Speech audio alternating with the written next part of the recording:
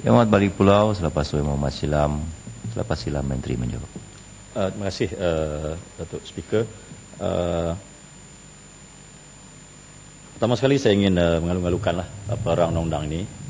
Soalan saya di peringkat dasar ni yang mohon penjelasan Menteri ialah walaupun perkara ini telah ditandatangani, tetapi saya mohon penjelasan Menteri, terutama segi aspek TRIPS, Trade Related Aspect of Intellectual Property Rights, iaitu satu aspek di dalam WTO yang memberi implikasi langsung terhadap apa-apa rejim perundangan yang kita luluskan di Dewan yang mulia ini, kerana diandaikan bahawa aspirasi-aspirasi TRIPS itu perlu disantuni dan mestilah sama. Kerana Menteri dalam ucapan tadi mengatakan isu novelty yang mahu dikatakan bahawa dengan situasi globalisasi, iaitu perkembangan sistem maklumat dunia sejagat, yang mengatakan bahawa ianya ada kaitan dengan elemen novelty yang tadi. Mak Menteri mohon penjelasan, adakah yang maksudkan itu ialah novelty yang mahu kita angkat di Dewan ini ialah novelty sejagat, iaitu ianya mesti novelty di Amerika, novelty di Malaysia, itulah maksud novelty, ataupun sebaliknya, kalau perkara itu bukan novelty di Malaysia, kita daftar dulu, jadi kita lah dapat hak tu. Kerana isu di sini yang Menteri juga katakan tadi ialah kata kuncinya ialah pendaftaran. Kerana seperti yang kita maklum bahawa hak ehwal harta intelek di Malaysia ini sama juga lebih kurang macam undang-undang tanah lah. Kita mengambil pendekatan pendaftaran merupakan kata kunci terhadap hak perundangan yang boleh dinikmati oleh mereka.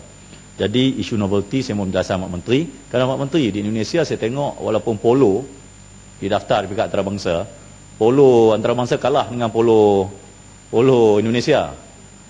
Jadi adakah suasana sebegitu yang kita mahukan? Kalau itu mahukan, saya kata mungkin kita perlu memberi jawapan di WIPO ataupun di mesyuarat-mesyuarat di Geneva yang mengatakan bahawa dengan izin national treatment, hak dia panggil hak layanan, national treatment itu maksudnya ialah kalau apa yang dinikmati oleh mereka yang berdaftar di Amerika itu mesti sama hak mereka di sini. Tetapi Mak Menteri maklum, kekuatan ekonomi, kekuatan inovasi, kekuatan R&D Malaysia dan terutama negara membangun dan negara yang dah membangun tidak sama lantainya tidak sama.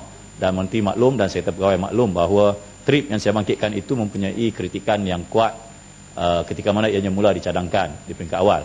Persoalan saya ialah saya mendengar lagi sekali jiwa ataupun aspirasi yang diangkat di Dewan inilah aspirasi WIPO lah. Jadi soalan saya, sejauh mana Menteri di dalam mengangkat aspirasi novelty itu untuk menyantuni perkembangan sejagat, juga mempertahankan kepentingan-kepentingan. Ialah kita mungkin baru menapak, baru mulakan usaha-usaha inovasi R&D, dan ternyata di sini saya rasa perkara itu masih lagi di peringkat yang perlu digalakkan lagi. Apatah lagi kalau ruang itu besok akan dipenuhi oleh pemain-pemain luar, bukan Malaysia. Jadi itu soalan pertama saya. Mohon penjelasan dari segi dasarnya itulah.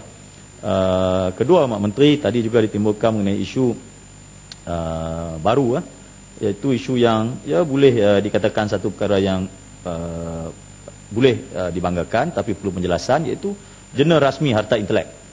Pak Menteri, untuk tujuan-tujuan pendaftaran, untuk tujuan-tujuan kementerian ataupun perbadanan sekarang ni bagus. Ianya lebih dinampakkan seolah-olah lebih baik daripada pendekatan pendaftaran sekarang dengan adanya jurnal ini. Tapi persoalannya Mak Menteri, sejauh mana rekod-rekod yang ada sekarang ni, terutama yang didigitalkan. Kerana saya rasa kalau ianya berjaya dilakukan oleh perbadanan ataupun di bawah kementerian yang berhormat, saya rasa dengan izin apa yang dipanggil sebagai the power of intellectual capital itu akan dapat dinikmati oleh Malaysia di dalam alaf ekonomi kreatif dan ekonomi inovasi seperti yang dibayangkan di bawah model ekonomi baru ini. Yang saya maksudkan itu ialah kalau keuntungan itu dari segi statistik lah, Menteri tolong jelaskan di dalam reka bentuk perindustrian setakat hari ini dah berapa banyak dah yang produk Malaysia didaftarkan berbanding dengan produk-produk luar. Kerana di sini juga diandaikan bahawa pemilik-pemilik pencipta-pencipta terutama dalam aspek reka bentuk perindustrian ini daripada luar juga akan diberi ruang untuk mendaftar di sini. Dan saya pun tadi tengok ke website MITI juga ada memberi penjelasan mengenai bagaimana status harta intelek di Malaysia diuruskan dan seterusnya. Dan Yang Amat Menteri, saya atas sebab itu mahu maklumat tersebut kerana saya mahu pindahan ini sebenarnya menguntungkan pemain-pemain ataupun pereka-pereka daripada Malaysia, bukan menguntungkan orang luar. Kerana Mak Menteri pun tahu di alaf ekonomi kapitalisme ini yang terbuka luas ini, akhir sekali yang akan ditindas ialah mereka yang tidak punya kekuatan untuk bersaing, dan persaingan pula akan disebabkan oleh ditentukan juga oleh rejim-rejim perundangan yang kita tentukan, kerana rejim-rejim perundangan ini akan menentukan hak-hak. Dan di sini Yang Amat Menteri, saya rasa aspek intellectual property ini amat penting, saya rasa terutama dalam menentukan masa depan Malaysia. Dan akhir sekali saya akan tahniahlah kepada Menteri kena mengangkat reka bentuk perindustrian juga boleh diangkat sebagai security untuk tujuan-tujuan tujuan-tujuan kita panggil keusahawanan.